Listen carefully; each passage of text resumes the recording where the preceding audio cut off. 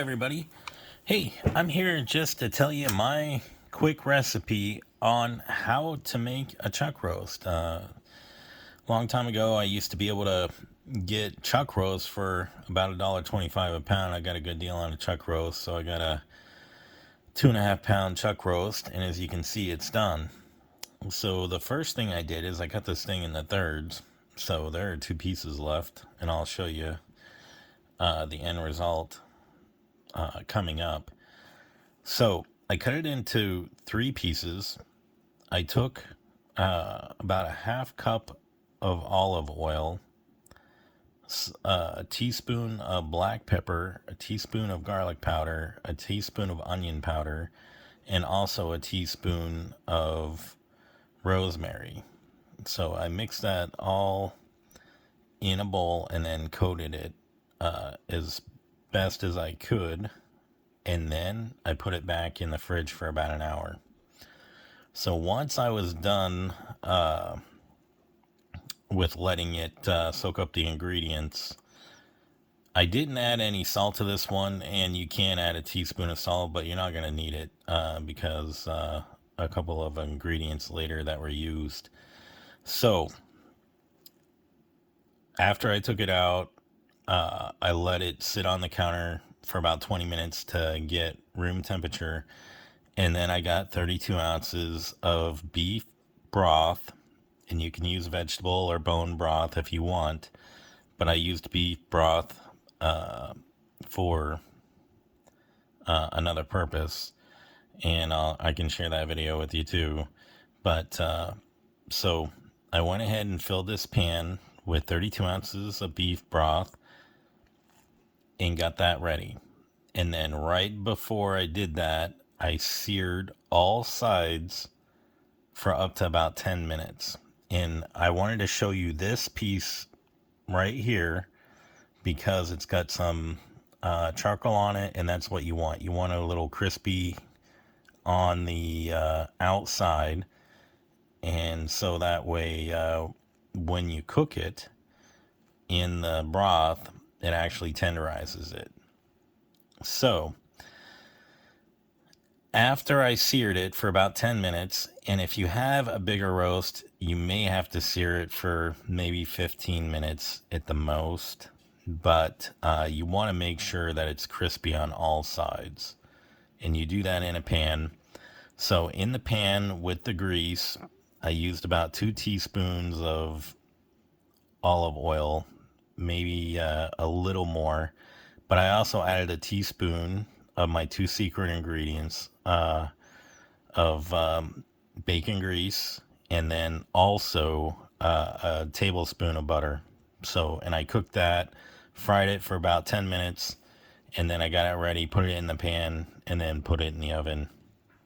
So we're going to go ahead and show you the part where I took it out of the pan, and then what I did from there.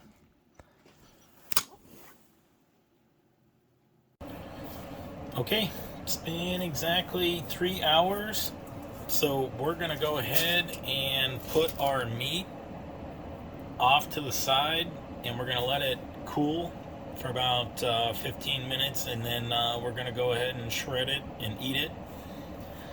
And then I am going to go ahead and salvage this broth and make a gravy. So I'll actually post that video of the gravy for you. So we're going to go ahead and let this cool, and then come back to it.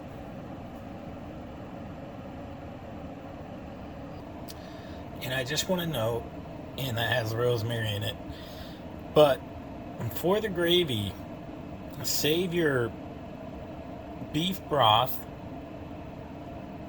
and I have about 8 ounces, which is perfect. That's what you need to make gravy.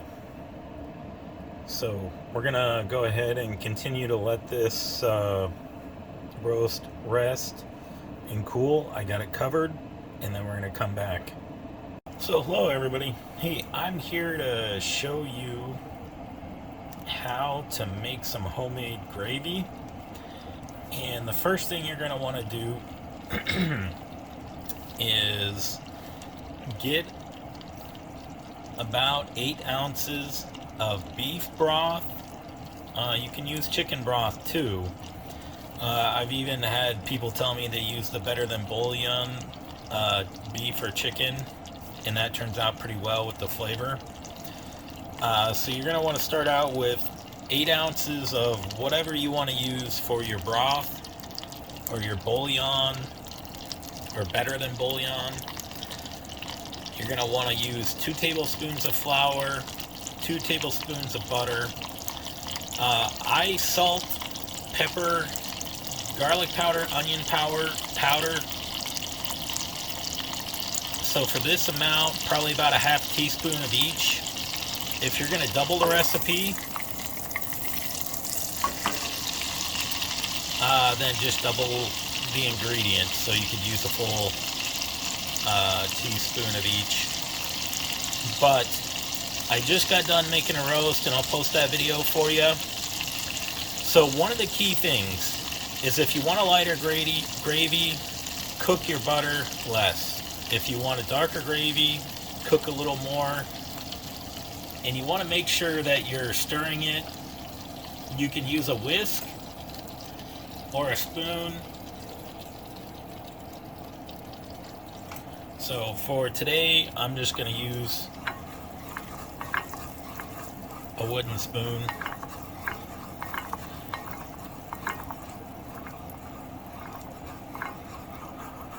So you want the butter to heat up, and then we're going to put our flour in with our spices. And it's not going to take very long. The longer you let this butter cook, the darker it's going to be. So you can already see it's kind of getting a little darker.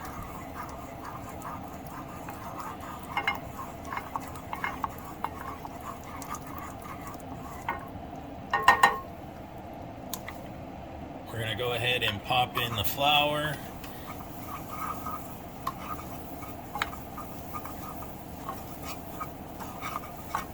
And let this cook, because it's going to thicken. So you can start off with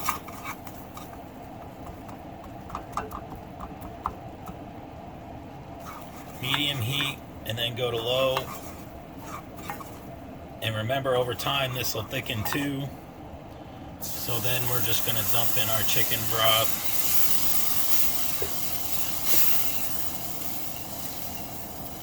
And turn it on low. Look at that. That's beautiful. And remember, this is going to thicken. So don't even worry about that. As soon as you turn it off, it'll thicken up. But this will be some of the best homemade gravy. And this has rosemary in it from my roast. And I'll put a link in the comments for you for the roast. But look at that. It's already thickening. I have it on low. This is a treat.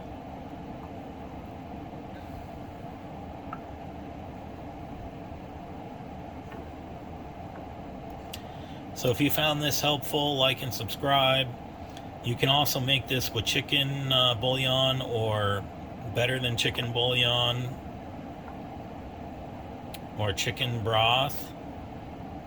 You can even actually make this with vegetable broth. I've done that before too. But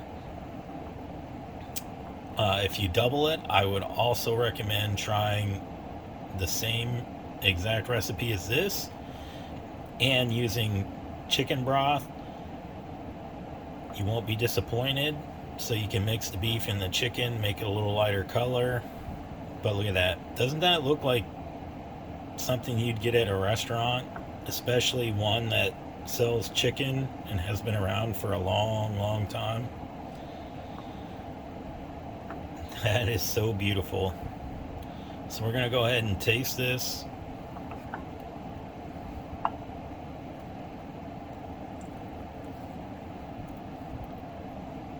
Oh, wow. That is amazing flavor.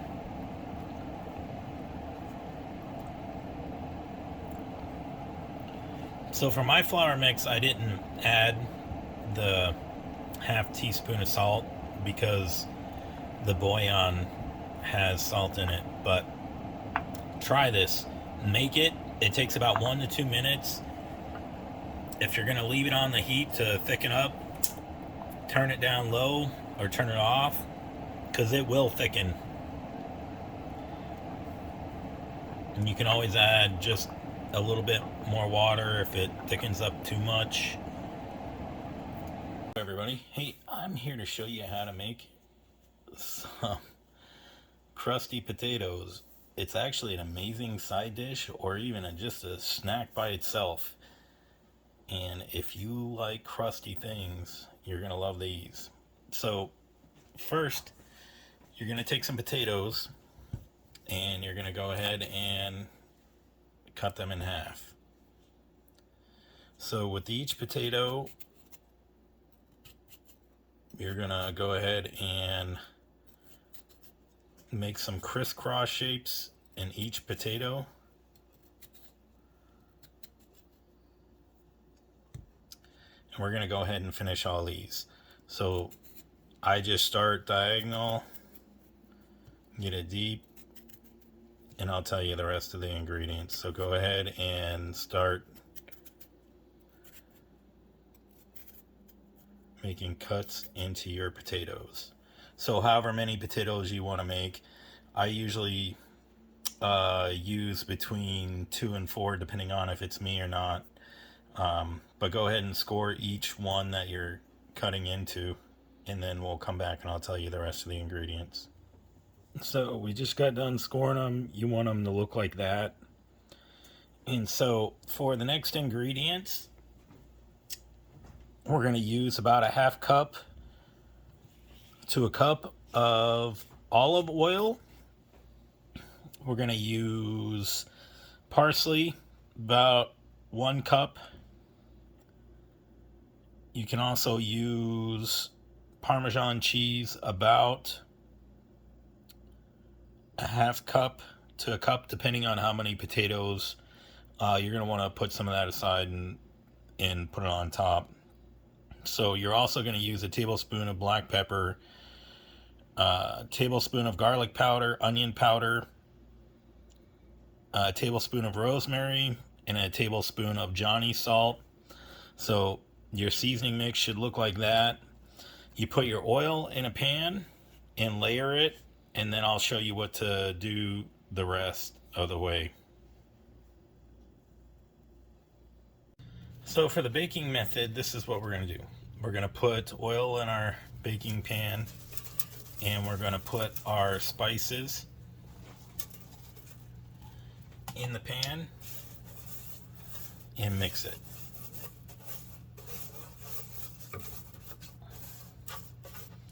So we're going to get all of that together with the Parmesan cheese, the parsley. Make sure it's spread even throughout. And this is going to depend on how many potatoes you're going to cook. I usually cook between 4 and 8.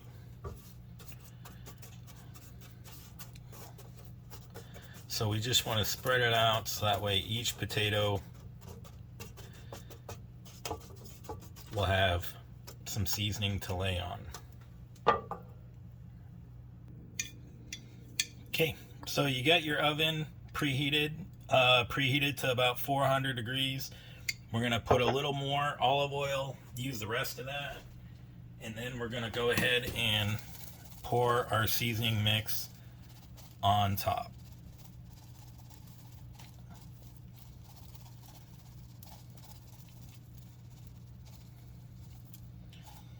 Beautiful. And then we're going to go ahead and put it in the oven.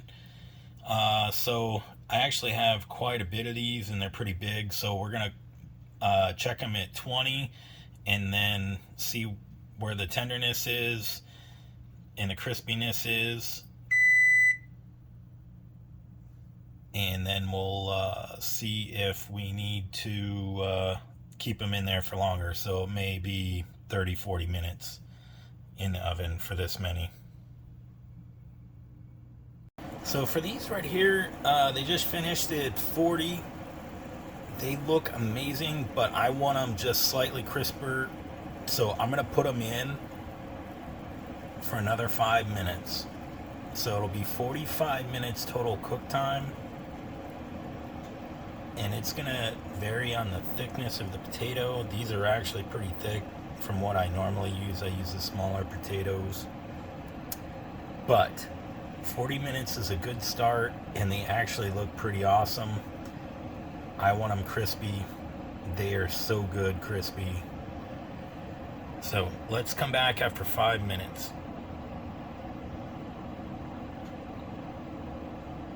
Okay, 5 minutes later, they are done. I'm going to go ahead and load these on a plate and just let them cool. And so these are going to be really hot out of the oven. Oh man, they look so amazing. We're going to go ahead and put them on a plate.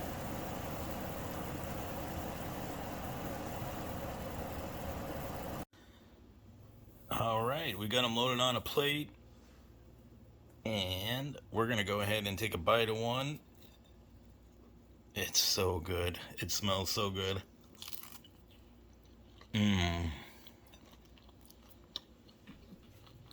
That is amazing. So, if you don't have an oven, I'm going to put an air fryer video of these up. I'm also going to put a video of a roast and a gravy for the roast. And I actually cooked this whole meal together, and you'll see. So, if you found this video helpful, make these potatoes. Try it. I think you'll enjoy them. Thank you very much. Like and subscribe. All right, so the pot roast is done, and I have a special treat. I made potatoes. Those are the best potatoes in the world. I'll link the recipe for you. Those are crusty potatoes. So this is our chuck roast, easily pulled apart. I also made some gravy with the bouillon, and I'll post that recipe for you too. But look at that. It's so good.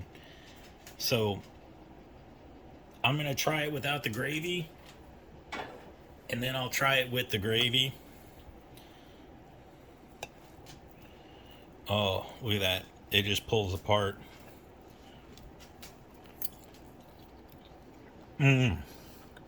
That is so good.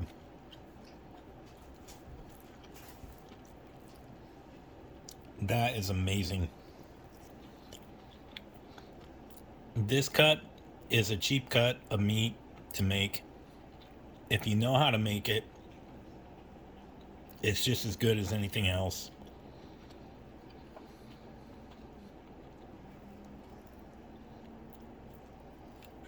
Let's have a bite of potato.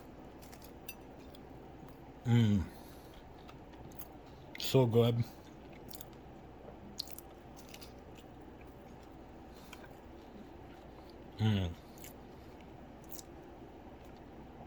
So there you have it, folks. Probably one of the best dishes that you can make, and it's literally under 20 bucks. And I'll post all the videos for you. Make sure to like and subscribe so I can keep making these videos for you, and share these videos. Tell your friends, your family, even your worst enemies, because they won't be your worst enemies any longer. They'll be cooking you these meals. They'll be thanking you so much. Thank you very much, everyone.